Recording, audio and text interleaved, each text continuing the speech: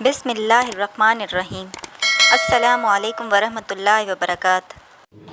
کمرے میں پھیلتی بو سے پریشان ہو کر میں باہر آ گئی۔ دیکھا تو اماں نے کچن میں مرچ جلائی ہوئی تھیں جن کی بدبو سے میری جان جاتی تھی۔ وہ پتہ نہیں کیوں ہر روز رات کو سونے سے پہلے مرچیں چولہے میں آگ جلا کر پھینک جاتی تھیں اور خود کمرے میں سو جاتی، اور اس بدبو کو ساری رات سہتے ہوئے میں پریشان ہو جاتی کہ میرا سر بھی درد سے پھٹنے لگ جاتا۔ اماں کو منع بھی کیا تھا کہ اماں نہ کیا کریں ایسا کیوں کر رہی ہیں، پر انہوں نے تو الٹا مجھے ڈانٹ کر چپ کروا دیا اور بتایا بھی نہیں کہ وہ ایسا کیوں کر رہی ہیں۔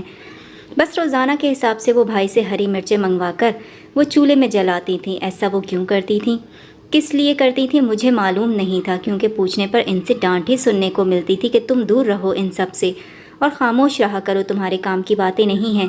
یہ تو ان کی ڈانٹ کی ڈر کی وجہ سے دوبارہ ان سے پوچھنے کی غلطی نہیں کرتی تھی میں، پر تجسس ضرور رہتا تھا کہ وہ کیوں ایسا کرتی ہیں جس سے رات کو اتنی بدبو پھیل جاتی ہے کہ میرا سانس لینا محال ہو جاتا ہے۔ اور تو اور بھائی بھی کچھ نہیں کہتے تھے، اور نہ ہی گھر کا کوئی اور فرد انہیں کچھ کہتا تھا کہ اماں نہ کیا کریں، اس سے بدبو پھیل جاتی ہے گھر میں بہت بری طرح، پر نہیں، کوئی ایسا کچھ نہیں بولتا تھا، اور میں اس وجہ سے بھی چپ کر جاتی تھی کہ اگر سب چپ ہیں تو اماں کے کام پر ضرور کوئی نہ کوئی بڑی وجہ ضرور ہوگی جو مجھے معلوم نہیں، مجھ سے چھپائے رکھی گئی ہے۔ لیکن ایسی بھی کیا بات ہو سکتی تھی جو مجھ سے چھپائی جا رہی تھی اور جس کے لیے اماں بھی اتنا سب کچھ کر رہی تھیں۔ میں اس وقت بھی کچن کا حال دیکھ کر آس پاس دیکھا تو کوئی نہیں تھا اور آگے بڑھ کر چولہے کو بند کر دیا۔ میں جیسے ہی کمرے میں جانے لگی تو اماں کچن میں آ گئی اور میں ان کو دیکھ کر ڈر گئی، کیونکہ چولہا تو میں نے بند کر دیا تھا، اب وہ دیکھیں گی تو غصہ کریں گے مجھ پر، اس لیے سر جھکا کر کوئی بات سوچنے لگی جو ان کو بتا سکوں اور ڈانٹ سے بچ سکوں۔ تم یہاں کیا کر رہی ہو؟ جب ہی ان کی نظر مجھ پر پڑی اور بڑے سخت انداز میں مجھ سے سوال کیا تو میری جان نکل گئی کہ کیا جواب دوں۔ وہ اماں میں پانی پینے آئی تھی، بڑی مشکل سے یہی بات سوجی تو ان کو کہہ دی۔ اماں نے تند نظروں سے مجھے دیکھا اور کہا کہ پانی اپنے کمرے میں رات کو سونے سے پہلے رکھ لیا کرو، آئندہ تمہیں یہاں نہیں دیکھوں۔ رات کے اس پہر ان کی بات پر میں نے سر جھکائے ہی مناسب سمجھا کہ اتنے میں شکر تھا کہ ان کی ڈانٹ سے تو بچ گئی، شکر تھا کہ ابھی تک ان کی نظر بند چولہے پر نہیں پڑی تھی، کیونکہ میں چولہے کے سامنے کھڑی تھی تاکہ ان کو کچھ نظر نہ آئے۔ میں ان کے جانے تک وہیں جمی کھڑی رہی، یہ سوچ لیا تھا، پر ہوش تب اڑے جب انہوں نے کہا کہ اب جاؤ بھی کمرے میں، اب کیا ساری رات یہیں کھڑے رہنا ہے؟ ان کی بات پر میں نے سر ہلا دیا، پر وہاں سے ہٹی نہیں، کیونکہ اگر میں وہاں سے ہٹ جاتی تو جو ڈانٹ سے میں بچ گئی تھی وہ پڑ جاتی۔ اماں اس معاملے میں بہت حساس تھیں، نہ جانے کیوں وہ اس چیز کو سہ نہیں پاتی تھیں کہ کوئی بھی ہم میں سے ان کے کام میں دخل اندازی کرے، تو ان کو قطعاً پسند نہیں تھا ایسا کرنا، اس لیے ہم کم ہی کسی معاملے میں ان سے پوچھتے تھے، وہ جو کرتی ہم زیادہ تر خاموش رہتے تھے۔ ایک تو اماں کو ہمارا زیادہ بولنا پسند نہیں تھا اور نہ زیادہ سوال کرنا، وہ کہتی کہ میں جو کر رہی ہوں اس میں کوئی نہ کوئی بات ہے، اس لیے خاموش رہا کرو۔ اس وجہ سے اب ان کے اس عمل پر پیرا تھے اور خاموش رہتے، ان کے معاملے میں ٹانگ نہیں اڑاتے تھے، پر میں اپنی متجسس طبیعت سے مجبور ایسا کرتی تھی کہ کوئی بات مجھ سے مخفی رہے کہ قطعاً میری طبیعت کو گوارا نہیں تھا اور فوراً اس کی کھوج میں لگ جاتی تھی۔ اس لیے آج کل اماں کے بھی اس راز کو جاننے کی کھوج تھی کہ آخر کار مرچوں کو روز جلانے کا راز کیا تھا، ان کا اب اس کے پیچھے کون سی ایسی بات تھی جس کی وجہ سے وہ ایسا کر رہی تھیں، یہ سب مجھے پتہ کرنا تھا کیسے بھی کر کے، پر کروں تو کیسے کروں یہ سمجھ نہیں آ رہا تھا، کیونکہ گھر میں تو کوئی مجھے یہ بتانے پر راضی نہیں تھا۔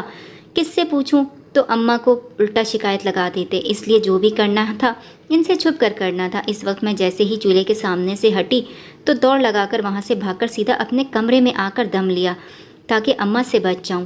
اب میرے پیچھے وہ دیکھیں گی چولہے کی آگ بند ہے تو مجھے کوسیں گی ضرور، اور صبح کلاس الگ سے لگ جائے گی۔ صبح جب اٹھی تو باہر جانے سے میں ڈر رہی تھی کہ ناشتے کی ٹیبل پر ناشتے کے ساتھ سب کے سامنے اماں کی طرف سے بے عزتی بھی ملنی تھی، اور میں سب کے سامنے اپنی بے عزتی نہیں کروا سکتی تھی، لیکن کیا کرتی، جانا تو تھا نہ، ناشتہ بنانے میں مدد بھی کرنی تھی، اس لیے خود پر پڑھ کر پھونکے ماری اور باہر چل پڑی۔ وہاں معمول کے مطابق شور و غل تھا۔ میں سب کو سلام کر کے سیدھا کچن میں آئی تو اماں کو خون خوار نظروں سے اپنی طرف تکتے ہوئے پایا، اور یوں ہو گئی جیسے کچھ ہوا ہی نہیں، پر کب تک اماں کی خون خوار نظروں سے خود کو بچا سکتی تھی؟ میں نے ڈر کر ان کی طرف دیکھا تو وہ آخر میں مجھ سے مخاطب ہوئیں۔ رات تم نے چولہے کی آگ بند کی تھی نا؟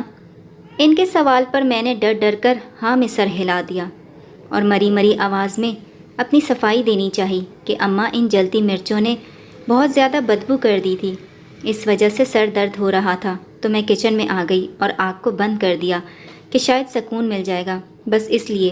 میری بات پر اماں نے آس پاس دیکھا، کوئی نہیں تھا، اور غصے سے میرا بازو جکڑا۔ ہینا، یاد رکھنا آئندہ ایسا کیا تو میں تمہیں اپنے ہاتھوں سے مار دوں گی۔ تم جانتی ہو مجھے اپنے کام میں دخل اندازی بالکل پسند نہیں، سمجھ گئی؟ آئندہ نہیں کرنا ایسا، ورنہ اس بار چھوڑوں گی نہیں۔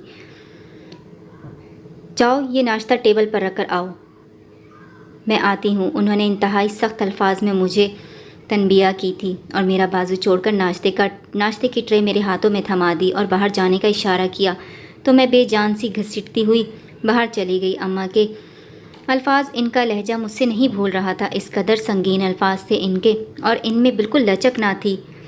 میں آج پہلی بار اماں کے لہجے سے خوف زدہ ہو گئی تھی، کیونکہ پہلی بار تو انہوں نے ایسا رویہ میرے ساتھ اپنایا تھا۔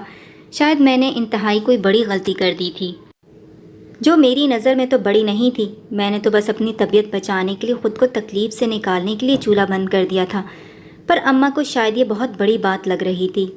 میری ان کو پسند نہیں آیا، لیکن اس کے پیچھے وجہ کیا تھی وہ مجھے اب تک ہر حال میں ڈھونڈنی تھی۔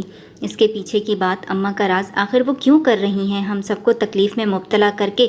ایسا ناشتہ بھی میں نے بمشکل حلق سے اتارا تھا کہ ساتھ اماں ہی میرے بیٹھی تھیں۔ ناشتہ ہم سب اس وقت ساتھ میں کرتے تھے۔ میرا نام ہینا تھا اور ہم 2 بھائی اور 2 بہنیں تھیں۔ 1 سال پہلے میرے ابا کا انتقال ہو گیا تھا۔ میری بڑی بہن کی شادی ہو گئی تھی، جبکہ ایک بھائی مجھ سے بھی چھوٹا تھا، اور بڑے والے میرے بھائی نے 2 شادیاں کی تھیں، مگر پھر بھی اس کی کوئی اولاد نہیں تھی۔ وہ ہم سب کے بڑے بھائی تھے، تو اماں کو بہت آس تھی ان کی اولاد دیکھنے کے لیے، اس لیے انہوں نے بھائی کی دوسری شادی کروا دی تھی۔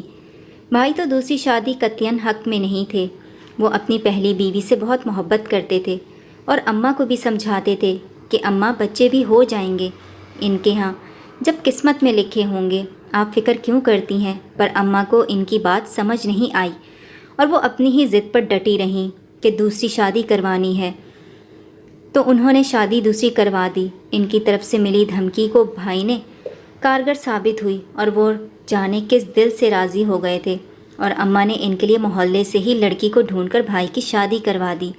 وہ بھابھی بھی میری بہت خوبصورت تھی، لیکن اب بھی دوسری شادی کو کافی عرصہ گزر جانے کے بعد بھی بھائی کی یہاں کوئی اولاد نہیں ہوئی تھی، اور اماں کو پھر سے اس بات کا غم لگا ہوا تھا کہ اب کیا کریں گے۔ لیے اولاد کے لیے دوسری شادی بھی کروا دی، بھائی کی پر نہیں ہوئی، تو اب ان کو کوئی راہ نہیں سمجھ آ رہی تھی، اس لیے بس خاموش تھی۔ میری چھوٹی بھابھی بڑی بھابھی کے ساتھ ہر وقت رہتی تھیں، ان کے بیچ خوشگوار تعلقات تھے، جس سے گھر میں امن کی فضا قائم تھی، ورنہ تو اکثر اوقات کسی گھر میں 2 سوتنے ہوں تو وہاں سکون ملنا ناممکن ہو جاتا ہے۔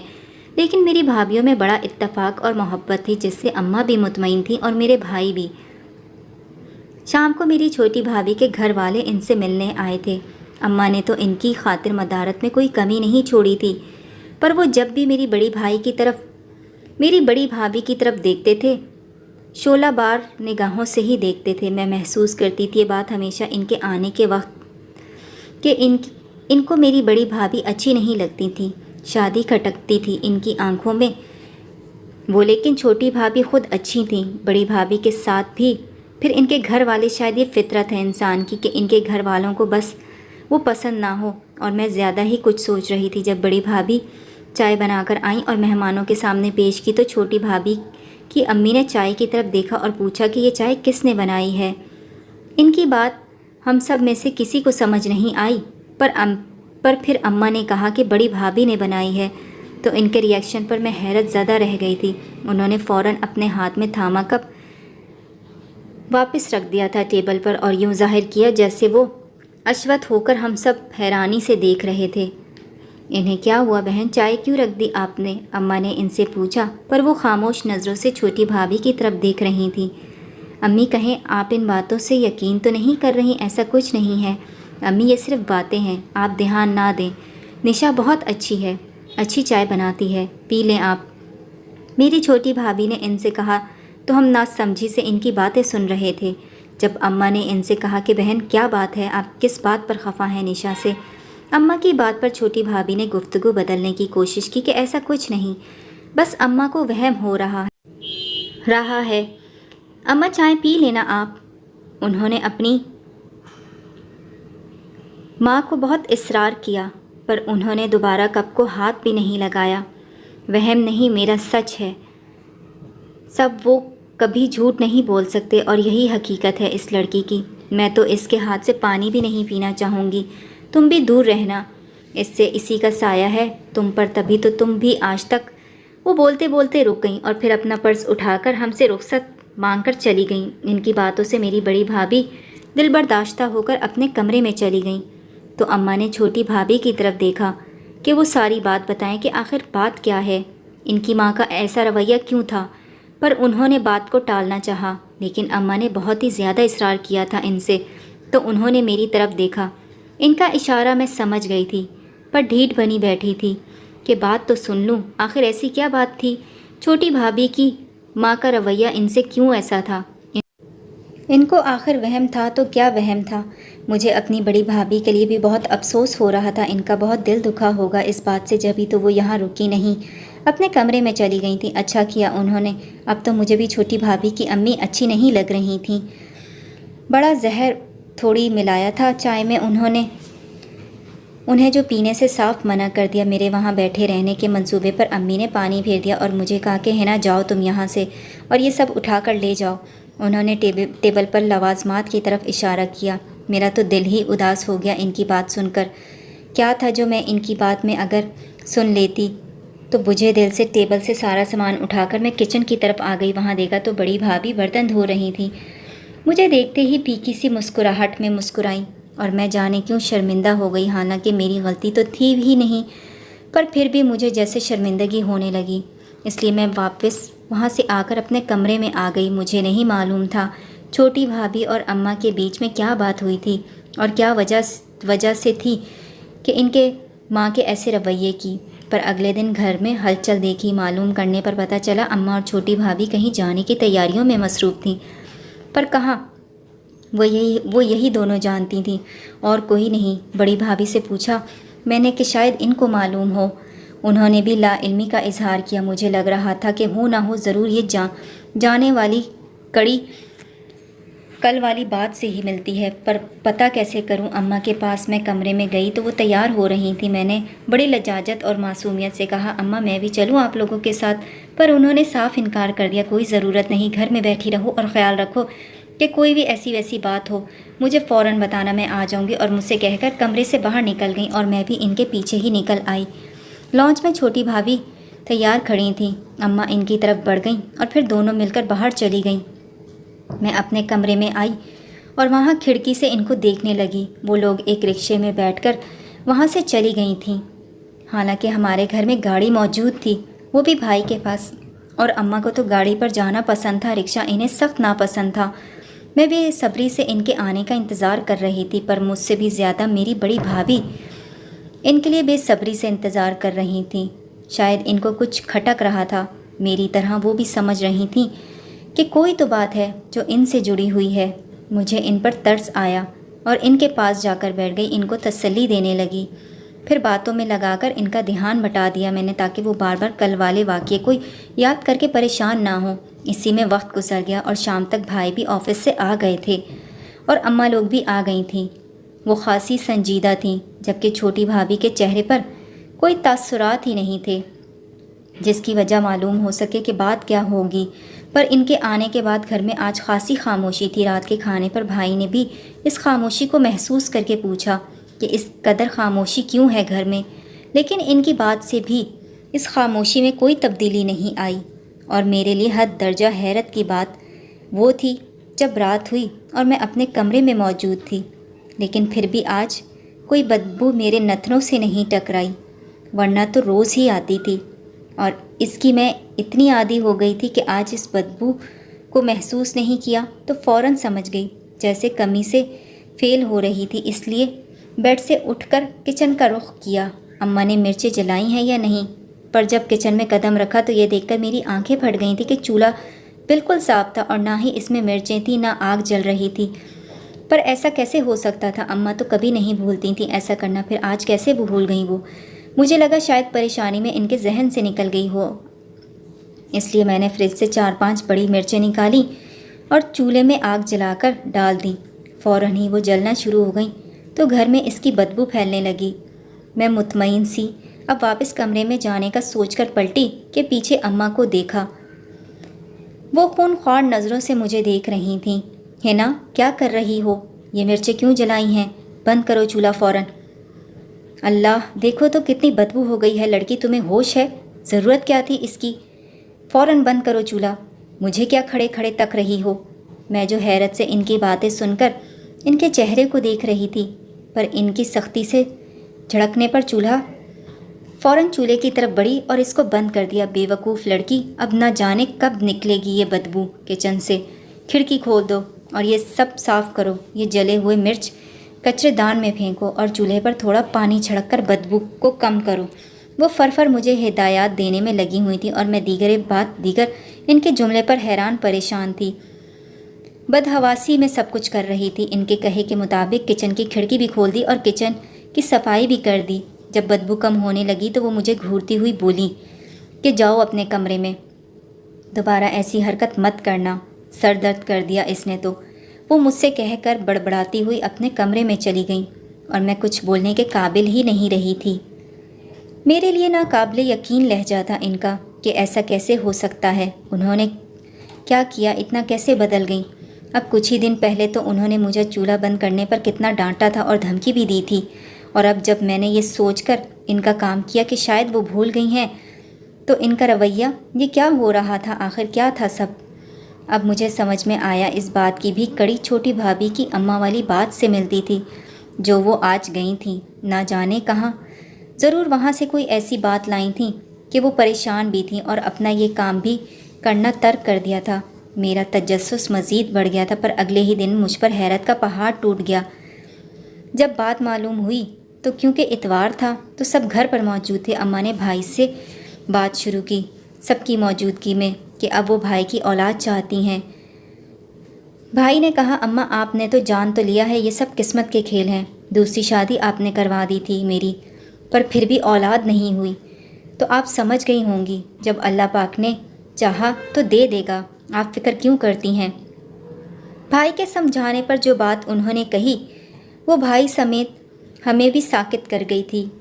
بھائی نے شدید صدمے میں ان سے کہا کہ اماں ایسا کیسے ہو سکتا ہے؟ پر وہ بضد رہیں، ہوگا تو یہی، کیونکہ آخری حل ہے، یہ تبھی ان کے ہاں اولاد ہوگی ورنہ کبھی نہیں۔ ان کی بات پر تو بڑی بھابھی بھی شاک تھیں۔ پھر وہ روتی ہوئی وہاں سے اٹھ گئیں۔ میں نے چھوٹی بھابھی کی طرف دیکھا جو اٹھ کر بڑی بھابھی کے پیچھے جانے لگیں، یہ کہہ کر، اماں کیا معلوم ایسا کچھ نہ ہو، شاید ان کو غلط فہمی ہوئی ہو، ورنہ دیکھیں نشا کتنی اچھی ہے۔ میں تبھی اپنی امی کو بھی منع کر رہی تھی کہ ایسا کچھ نہیں، اور آپ بھی یقین کرنے لگی ہیں اس پر۔ میں نشا کو دیکھتی ہوں، ان کا دل بہت دکھا ہوگا اس بات سے۔ وہ یہ کہہ کر وہاں سے چلی گئیں، پر اماں نے بھائی کو دھمکی دی کہ ایسا ان کو کرنا ہوگا ورنہ وہ ان کا مرا ہوا منہ دیکھیں گے۔ میں نے ہمیشہ تمہاری بھلائی ہی سوچی ہے، سب بچوں کی مخالفت جھیل کر بھی تمہارے لیے روز رات کو مرچیں جلاتی تھی تمہارے نام پر، تاکہ تم پر جو بری نظر یا سایہ ہے وہ ٹل جائے۔ لیکن ہمیں کیا معلوم تھا کہ مصیبت تو تمہارے ساتھ ہی تھی۔ دیکھو، مجھے تو ان مرچوں کا ہی اثر لگ رہا ہے کہ تمہارے اوپر سے برا سایہ ہٹ رہا ہے، اور معلوم بھی ہو گیا کہ تمہاری بیوی ہی منحوس تھی۔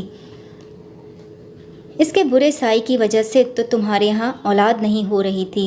اب فقیر بابا نے منع کر دیا ہے مرچیں جلانے سے، اور آخری حل یہی بتایا ہے طلاق کا۔ اماں کی بات پر میں بھی حیرت زدہ ہو گئی۔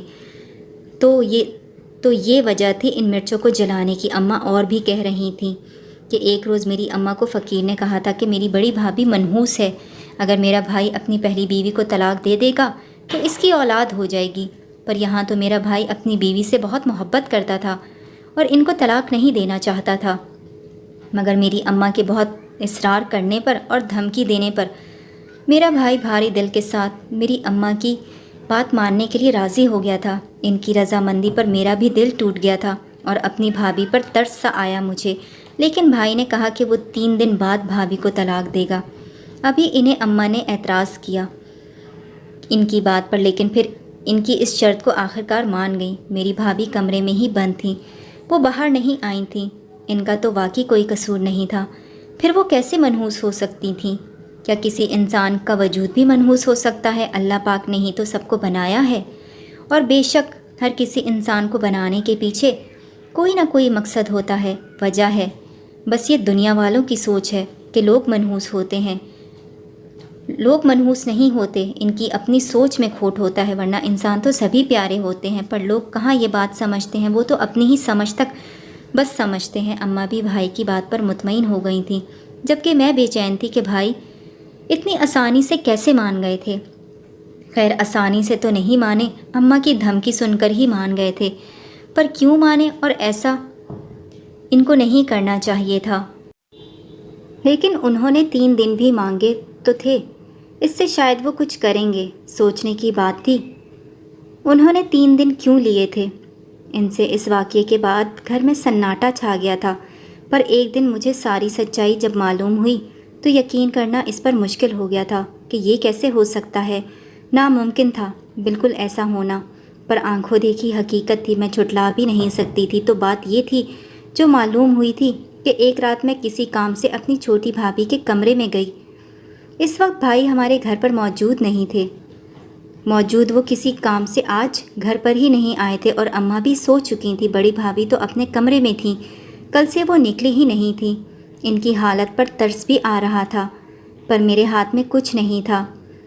جب میں کمرے کے دروازے پر کھڑی ہوئی تو میرے ہوش ہی اڑ گئے، کیونکہ میری بھابھی تو اس فقیر کے ساتھ اندر بات کر رہی تھیں، اور ان کی آوازیں مجھے باہر سنائی دے رہی تھیں۔ ان کی باتوں سے میں نے اندازہ لگا لیا تھا کہ یہ وہی فقیر ہے جنہوں نے اماں کو کہا تھا کہ بڑی بھابھی منحوس ہے، اور اس کے پیچھے کی وجہ بھی میں سن چکی تھی۔ مجھے یقین نہ آیا کہ وہ بھابھی جو اتنی اچھی تھی بڑی بھابھی کے ساتھ وہ خوشگواری سے رہتی تھیں، انہوں نے ہی یہ سب کچھ کیا تھا۔ ناممکن بات تھی میرے لیے، مگر اگر میں گھر میں کوئی اور سنتا تو یقین نہ کر پاتا۔